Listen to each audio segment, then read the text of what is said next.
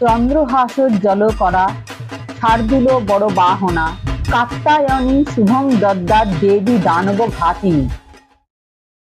মাতা দুর্গার ষষ্ঠ রূপের নাম কাত্যায়নী।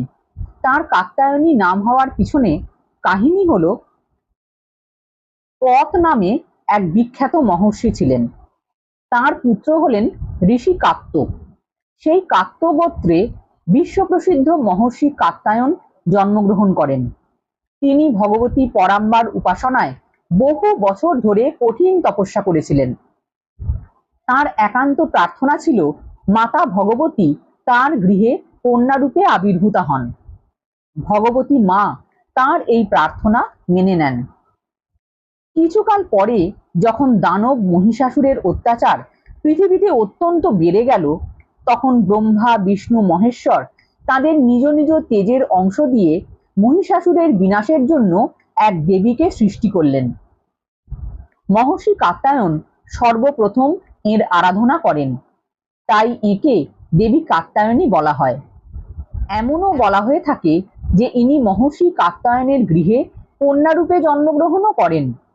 আশ্বিনের কৃষ্ণা চতুর্দশীতে জন্মগ্রহণ করে শুক্লা সপ্তমী, অষ্টমী ও নবমী এই 3 দিন মাতা কাত্যায়নী কাত্যায়ন ঋষির পূজা গ্রহণ করে দশমীর দিন মহিষাসুরকে বধ করেন।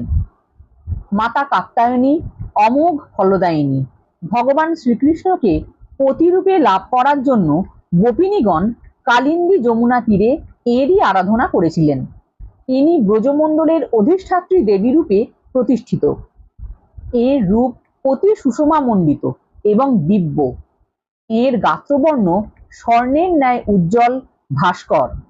ইনি চতুর্ভুজা।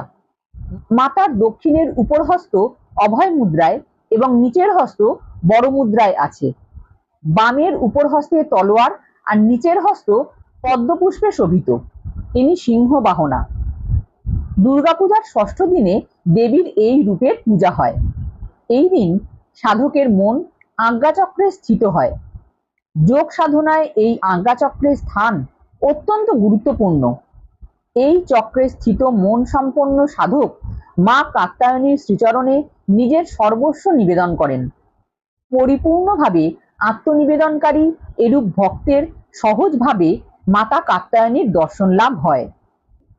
মাতা কাত্যায়নীর প্রতি ভক্তি ও আরাধনায় মানুষ অতি সহজেই ধর্ম, অর্থ, কাম, মোক্ষ রূপ ফল প্রাপ্ত হয়।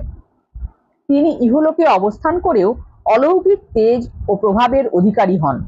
তার রোগ, শোক, সন্তাপ, ভয় ইত্যাদি সর্বতোভাবে বিনষ্ট হয়।